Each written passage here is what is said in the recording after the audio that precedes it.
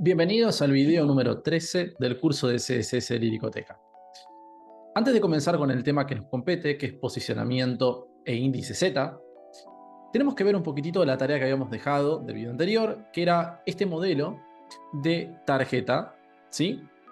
Entonces, vamos a ver un poquitito el modelo en sí, ¿sí? Fíjense que acá tengo el original, acá tengo la versión que creé yo, que es una versión de MrBeast, ¿sí? Entonces, vamos a ver un poquitito cómo es el desarrollo de este tipo de tarjeta. En realidad es muy parecida a la tarjeta que habíamos visto previamente. Noten cómo armé los bloques para que se den una idea de la estructura, ¿sí? Por un lado, pueden ver que tengo el bloque general, que es el de la tarjeta. Después armé un bloque que sería el de la imagen, un bloque que es el de la data, y un último bloque que sería el de las redes sociales. ¿Bien? Entonces, estos se pueden encolumnar tranquilamente porque son todos divs y son etiquetas de bloque. Por lo tanto, se van acomodando en vertical uno debajo del otro. ¿Bien? Hasta acá, nada especial. Los iconos que vemos por acá son todas imágenes que yo fui llamando a mi etiqueta de imagen, pero no son cualquier tipo de imagen. Son un tipo de imagen especial que tiene una extensión llamada SVG. Las extensiones de tipo SVG son imágenes vectoriales. ¿Qué significa eso? Que están hechas en puro código. Miren, esta por ejemplo es la de Facebook. Y si se fijan, no ven una imagen como tal, sino que están viendo un montón de código que en cierta forma describe cómo tiene que ser esa imagen. Y por medio de atributos, nosotros le podemos dar, por ejemplo, determinado ancho, determinada altura, le podemos dar también un color, que sería este de acá, esta propiedad llamada fill. Entonces lo bueno es que nosotros podemos adecuar cómo queremos que sea esa imagen según nuestras necesidades, y podemos cambiarle los colores, incluso le podemos cambiar el tamaño, le podemos cambiar cositas dentro, ¿sí? Mientras más sepamos sobre la estructura de un SVG, más podemos nosotros hacer maleable ese elemento. Normalmente uno no sabe tanto al respecto, suele simplemente tocar cosas como medida de caja, anchos de elemento, color, y no mucho más que eso. Pero si saben más, pueden hacer más cosas. Lo bueno de este formato de imagen es que es extremadamente liviano, además de que es maleable en cuanto a los colores. Por ejemplo, si yo tomara una imagen de Google, no le puedo cambiar el color, pero un SVG sí, porque tengo una propiedad donde puedo tocarle tanto el color del elemento como el color de fondo. ¿Bien? Entonces podemos modificar cosas desde ahí, o incluso la podemos modificar desde CSS. ¿Bien? Entonces notarán que estos iconos originalmente no eran de color rosado, sino que eran de color negro. ¿Qué hice yo? Le robé a esta imagen el rosado del icono con el color Sila, y luego lo utilicé para colocarlo en la propiedad, en el atributo fill de los SVG. Y automáticamente les cambié todos al color que yo quería. ¿Bien? Bueno, una vez listo eso, vamos a la parte del CSS, que es la parte que nos importa. ¿Bien? Entonces, en la parte de CSS, ¿cómo arrancamos? Bueno, lo que suelo arrancar siempre es por la parte de reseteo, que es hasta acá. Me olvidé poner un separador para la parte de las cards. Esto sería acá ya la card en sí. Entonces, en la parte del reseteo, como siempre, lo que hice fue resetear márgenes, rellenos y el tema de los bordes fusionables, establecer el valor de los rems y colocar un color general al fondo de mi body, ¿sí? Y la fuente general a todo el documento. Bien, eso es todo lo que hice en la parte del reset. Luego, vamos a la tarjeta. Lo que hice en parte inicialmente es colocarle un fondo a la tarjeta, establecerle un ancho, pero no un alto, para que los elementos puedan empujar tranquila a la altura de la tarjeta a medida que la voy construyendo. Le puse un pequeño relleno para poder hacer estos espacios de acá y que queden bien, ¿sí? Bordeé la tarjeta en radio, ¿sí? Como ven acá, y le puse una sombra para hacerlo con relieve, ¿sí? Como pueden ver ahí. No se ve mucho este color de lápiz, ¿no? Respecto a la imagen, ¿sí? Este es el contenedor de la imagen y esta es la imagen en sí, como verán, ¿sí? Con selector de descendientes. Entonces, primero lo que hice fue un contenedor de imagen donde le coloqué este fondo de color rosado que ven acá. Este es el fondo del contenedor de la imagen, mientras que a la imagen le puse un borde blanco, que es el borde blanco que ven ahí entre la imagen y el fondo del contenedor. Así logré el efecto que parece como un doble bordeado. En realidad lo que sucede es que el contenedor de la imagen es un poco más grande que la imagen y al tener fondo de color y también está redondeado el contenedor, ¿ven? Pueden ver el borde radio 50 y el borde radio 50, logró ese efecto doble.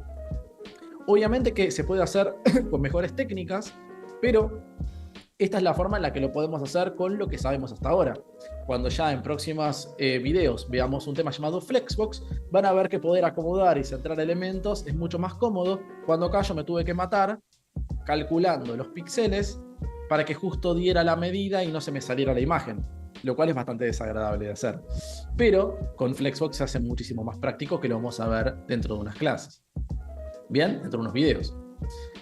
Posteriormente, la parte de la data es mucho más fácil de hacer, ¿sí? Simplemente centramos el texto, acomodamos más o menos los tamaños de las letras y le ponemos un poco entrelineado para que se separen los textos. Y después, finalmente, la parte del social media, lo único que hice en realidad fue, los iconos ya eran circulares, ¿sí? Lo que hice fue cambiarles un poquitito los tamaños directamente en los SVG y lo único que hice fue decirles que tengan el ancho del contenedor, que es este, sea solo un 75% del total del ancho de la tarjeta para que queden bien centraditos, y luego utilicé la propiedad Margin Auto para centrarlos. Recuerden, si esto tuviera un ancho del 100%, ¿sí? El Margin Auto no funciona, porque no tiene cómo centrarlo en el medio, porque el ancho del contenedor de las redes sociales es exactamente igual que el de la tarjeta, entonces no puede moverlos. Ahora, si la tarjeta tiene este ancho y las redes sociales tienen este, yo puedo mover las redes sociales dentro del contenedor. ¿Se dan cuenta? Entonces ahí, con un poco más chico el tamaño del contenedor de las redes, puedo centrarlo, ¿sí?, en el medio del contenedor general de la tarjeta. ¿Bien? Y ahí nos queda entonces la tarjeta esta que hice de MrBeast. ¿Excelente? Muy bien. Pasemos ahora a ver el tema que nos compete al video de hoy. Y en el tema es posicionamiento e índice. El posicionamiento es una propiedad que nos permite o bien poder mover un elemento a lo largo o a lo ancho del navegador relativo a algo, o nos permite, por ejemplo, fijar elementos en algún lugar específico del navegador. Entonces, tenemos dos tipos de posicionamientos que vamos a ver en este video. Hay más tipos de posicionamiento, pero no los vamos a ver hoy, que son el posicionamiento absoluto y el posicionamiento relativo. El posicionamiento absoluto lo que va a hacer es permitirle a un elemento poder ubicarse en alguna parte del navegador relativo a los márgenes del navegador. Mientras que el posicionamiento relativo le va a permitir desplazarse por el navegador, pero relativo a los márgenes del contenedor que contenga el elemento que quiera mover. Vamos a ver, por ejemplo, el caso de este container de 500 por 500, que lo voy a hacer moverse o ubicarse relativo al navegador. Entonces, le voy a decir position, ¿sí? Position absolute. Entonces, relativo, ¿cómo se va a ubicar este elemento? Bien, vamos a cambiar la cámara a otro lado y le voy a mostrar lo siguiente. Supongamos que tenemos una medida que arranca en esta posición en 0 píxeles en la parte superior del navegador. Tenemos otra que arranca por acá en 0 píxeles, ¿sí?, de la parte izquierda del navegador. Después tenemos otra medida por acá que arranca a 0 píxeles de la parte bottom del navegador y otra medida que arranca por acá a 0 píxeles de la parte right del navegador. Entonces yo le puedo decir a mi caja que, por ejemplo, se mueva tanta cantidad de píxeles desde el top, tanta cantidad de píxeles desde el left, tanta cantidad desde el right o tanta cantidad desde el bottom. Entonces, dependiendo obviamente de la medida que yo le pase, se va a movilizar o se va a ubicar a tanta distancia de ese punto específico que estamos marcando, que son los puntos 0, ¿sí?, del navegador. Entonces, fíjense lo siguiente. Para poder hacer eso, una vez que yo ya establezco a mi contenedor como absoluto, le puedo decir top, ¿sí? Y quiero poner una medida para que se aleje del top desde el punto 0 hacia abajo. Entonces le digo, movete 100 píxeles desde la parte superior para abajo. Y miren, se desplaza 100 píxeles. Ahora le digo, movete desde la izquierda hacia la derecha, ¿sí?, left, movete 300 píxeles hacia la derecha partiendo del punto 0 a la izquierda. Entonces si le damos left, ¡pum!, lo empujamos para el otro lado. ¿Se dan cuenta? ¡Flop! Entonces, este es el posicionamiento absoluto, extremadamente útil para poder acomodar elementos donde nosotros querramos. En general, esto se suele hacer cuando nosotros estamos fabricando cosas puntuales que no son para la web, sino que queremos desarrollar cosas para después recortarlas y guardarlas en la computadora, como bocetos, o algún panfletito, algo que queramos colocar en una red social, este tipo de cosas. Hay algunos usos en sitios web, pero lo que tiene de particular este tipo de posicionamiento es que es un poco rígido. Entonces, si nosotros cambiamos del dispositivo que lo estamos observando, por ejemplo, de la PC al móvil, puede ser que al haberlo fijado específicamente en un lugar se vea muy mal en un dispositivo y muy bien en el otro. Entonces, para esto vamos a usar otro tipo de técnicas, pero no deja de ser una excelente herramienta. Ahora, ¿cómo funciona el caso del posicionamiento? Vamos a sacar esto un poquitito, lo voy a dejar en 100 y 100, más o menos por acá. ¿Y cómo funciona esto con el posicionamiento relativo? Para esto voy a llamar una cajita que ya tengo construida, que se llama box, ¿sí? Vamos a darle unas medidas más pequeñas que las de su padre, 100 píxeles por 100 píxeles, y vamos a ponerle un color azul. ¿Bien? Y ahí podemos ver nuestro hijito box. En el posicionamiento relativo, el elemento se mueve relativo a su punto de inicio, que es este de acá, donde arranca el elemento. Este punto de acá cuenta por como 0 píxeles, ¿sí?, hacia todos los lados. Entonces, si yo quiero mover 50 píxeles hacia arriba, o sea, un top, perdón, de 150 píxeles, se va a alejar desde este punto 50 píxeles hacia abajo. Si le pongo un left, se va a alejar 50 píxeles desde acá hacia la derecha. Si le pongo un right, desde este punto hacia la izquierda, y si le pongo un bottom, desde este punto hacia arriba. Ahora, ¿qué pasa cuando yo lo muevo por primera vez? ¿Sí? Supónganse que hago mi primer movimiento, desde el punto en el que está, lo empujo hacia abajo 50 píxeles. ¿Sí? Bueno, me olvidé del position relative. Position relative. ¿Bien? Entonces, fíjense que se mueve 50 píxeles para abajo. Podemos ver acá el posicionamiento. Entonces, ¿qué sucede? Desde este punto, donde había arrancado, ¿sí?, se movió 50 píxeles en esta dirección, como pueden ver, y ahora el punto central está acá. Si yo ahora le pongo un left, lo que va a hacer es que de este punto lo va a mover hacia acá, ¿sí?, 50, o desde este punto lo va a mover para acá en right hacia el otro lado. Entonces siempre va a buscar el eje desde el cual partió el elemento. Entonces fíjense lo siguiente. Le digo ahora, por ejemplo, left, ¿sí?, 50 píxeles, y desde ese punto se va a mover. Si le digo ahora, por ejemplo, que agregue otros 100, desde el punto en el que se encuentra va a sumar 50 a los 50 previos. Por lo tanto, se va a mover ahí. ¿Por qué? Porque en realidad lo que nosotros estamos marcando es el punto de inicio en este eje completo. ¿Lo ven? Entonces va a estar moviéndose, ¿sí?, 100 píxeles hasta acá, ¿ven? Y 50 píxeles hasta acá, que es el de la izquierda. Y lo va alineando dentro del contenedor. Pero siempre parte desde su punto inicial, que era este punto de acá. ¿Sí? Este es extremadamente útil porque nos permite poder mover un elemento con soltura y con cálculos muy bien medidos desde el punto de arranque. ¿Bien? Excelente. El siguiente tema que tenemos que ver se llama Z-index o índice Z y nos sirve para poder seleccionar qué elemento va a tener prioridad por sobre el otro y se va a sobreponer. ¿Sí? Esta propiedad solamente funciona para elementos que tengan definida posición relativa o posición absoluta. Y solamente funciona entre hermanos jerárquicos de HTML. Nosotros no podemos posicionar al padre por delante del hijo. Siempre el hijo va por delante del padre. Pero si hay dos elementos que son hermanos, es decir, no es un padre y un hijo, sino que son dos hermanos, podemos posicionarlos como queremos con el Z-index.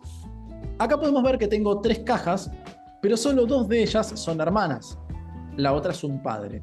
¿Sí? El padre nunca va a ponerse por delante de los hijos, pero los hijos se pueden alternar según como nosotros querramos. Entonces fíjense, el Z-index arranca con un índice partiendo de 1 y cada número de índice superior al anterior va a tener prioridad. Entonces fíjense, si le pongo a la caja 1 Z-index 1 y a la caja número 2 le pongo Z-index 2, esta va a tener prioridad. Pero si yo invirtiera esos números y le dijera 1 y esta le dijera 2, noten cómo intercambian prioridades. ¿Sí? Ahora, no me sirve de nada ponerle al padre un Z-index mayor. Por ejemplo, si le digo Z-index 3. En teoría tendría prioridad, pero como no es un hermano jerárquico, sino que es un padre, lo que va a pasar es que nunca va a funcionar porque no se puede poner por delante de sus hijos. Distinto sería si este fuese en realidad, ¿sí?, un hermano jerárquico. Entonces fíjense esto. Voy a quitarle un segundo. Vamos a quitar al container de ahí. Ahora son hermanos, ¿sí? Son todos hermanitos. Y fíjense que si ahora yo decido, por ejemplo, colocar de vuelta el Z-index, ahora sí se posiciona por delante, porque ahora sí tiene jerarquía de hermano. ¿Bien? Entonces ahora quiero, por ejemplo, poner el amarillo primero y quiero a este atrás y este en el medio. Entonces le digo naranja en el medio, sería el 2, por ejemplo. El amarillo iría al 3 y el azul iría al 1. Y entonces intercambian posiciones. Obviamente el índice Z no es que tiene un límite hasta 3. Pueden poner todos los que quieran. De hecho pueden poner índices 1, 5 y 10. Solo que no tiene mucho sentido porque no se condice la correlación. Veamos ahora la tarea que tenemos para el próximo video. En este caso, fíjense que tenemos un tercer modelo de tarjeta, pero esto ya tiene una complicación extra, que es que tiene elementos que se escapan de la caja. Entonces vamos a tener que tal vez utilizar posicionamiento, como vimos hoy, para intentar ubicar a nuestro avatar, ¿sí?, un poco salido de la caja y lograr este efecto de escape, ¿sí? Las tarjetas que posiblemente veamos en el futuro ya van a ser bastante más complicadas que este modelo, pero es un buen puntapié para aprender un poco cómo empezar a generar esta sensación de, o bien como de tridimensionalidad, o bien como de que no todo está tan estructurado y hay elementos que sobresalen de la tarjeta, que se usa bastante hoy en día y es bastante popular este modelo de tarjeta. Así que les dejo esta tarea para hacer, les dejo el enlace de la tarjeta en la descripción y vemos un modelo de cómo más o menos la armé en el próximo video. Así que hasta el próximo y que la fuerza los acompañe.